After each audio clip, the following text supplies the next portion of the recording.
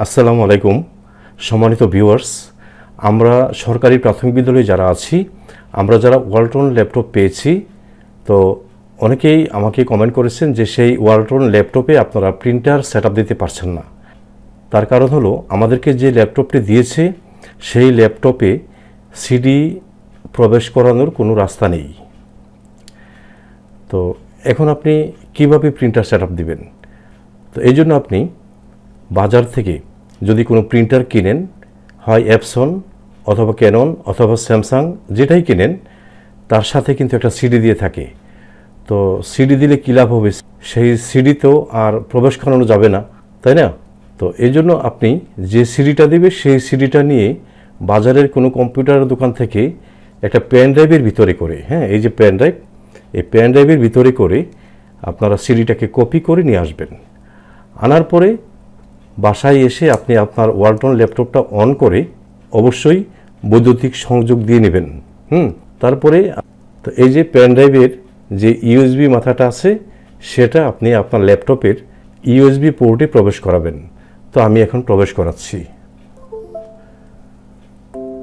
প্রবেশ করানোর পর নিচে দেখেন এখানে যে আমার ইউএসবির যে প্রবেশ করেছে এটা সিগন্যাল এসেছে। তো এখন আমি আমার ল্যাপটপের ভিতরে প্রবেশ করার পরে এই যে দেখেন এটা এখানে আছে। তো এখান থেকে আমি ক্লিক করে এই যে এপসন L3110 এটা আছে, এটাকে আমি কপি করে আমার ল্যাপটপের যে কোনো একটিতে নিয়ে আমি পেস্ট করে দিব। তো আমি পেস্ট করে দিলাম, এখানে পেস্ট হয়ে চলে আসবে। তো আমার পেস্ট প্রায় কমপ্লিট। তো আমি ইনস্টল করার আগে কয়েকটি কথা বলি, আপনার মনোযোগের সাথে শুনেন। তো প্রথমে আপনি ইনস্টল দেওয়ার আগে প্রিন্টারের যে একটা কেবল আছে সেই কেবলের এই প্রান্তটা আপনারা প্রিন্টারে লাগাবেন, আর ইউএসবির যে প্রান্তটা আছে ওইটা আপনারা ল্যাপটপের ইউএসবি পোর্টে প্রবেশ করাবেন।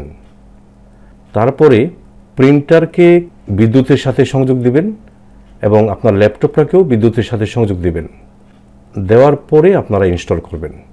তো আমি এখন ইনস্টল করে দেখাচ্ছি। তো এই যে আমার এটা এখানে এসেছে, এটাকে আমি ওপেন করে এই যে দেখেন ইনস্টল নাবি, এটা আমার এটা দেখাচ্ছে, আপনার এটা হয়তো সেটআপ দেখাতে পারে বা ইনস্টল দেখাতে পারে। তো আমি এখানে মাউসের কার্সরটা রেখে আমি রান এস অ্যাডমিনিস্ট্রেটর এটাতে ক্লিক করব। তারপরে এখানে ইয়েস এটাতে দিব।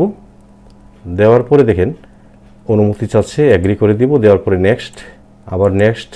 তো এটা ইনস্টল হতে থাকবে। এরপরে দেখেন আপনার এখানে বলছে যে এই যে ইনস্টল, এখানে ইনস্টল অ্যাপ্লিকেশন সফটওয়্যার, নেক্সট। এখানে চেকিং ফর সফটওয়্যার আপডেট এটা থাকবে। আপনার ল্যাপটপের মধ্যে যদি ওয়াইফাই বা ডাটা অন করা থাকে তাহলে এটা আসবে। আর এখানে দেখেন এই যে এখানে এটার এই যে আপনার প্রিন্টারের মডেল নাম্বারটা দেখাচ্ছে। তো এখানে আমারটা দেখাচ্ছে, যেহেতু আমি এপসন L3110 মডেলের প্রিন্টার সেটআপ দিচ্ছি এই জন্য আমারটা দেখাচ্ছে এটা। আর আপনারা যদি অন্য কোনো কোম্পানির দিয়ে থাকেন এটা শো করবে, ঠিক আছে? তো এখন এখানে দেখেন আমাকে বলছে যে এই পাঁচটা আমাকে ইনস্টল করতে। তো আমি ইনস্টল দিলাম। এটা ইনস্টল হবে। তারপর যদি এরকম আসে যে automatically close application and attempt to restart them after setup is complete, আপনারা এটাতে দিয়ে ওকেতে দিবেন। তো যেহেতু আমি ভিডিওটা রেকর্ড করতেছি তাই আমি রিস্টার্ট দেবো না, রিস্টার্ট দিলে আমার ভিডিওটা অফ হয়ে যাবে। তো আমি এটাতে এখন দিয়ে আমি ওকে দেব। যদি এরকম আসে allow product uses information to be collected, okay দিয়ে দিবেন।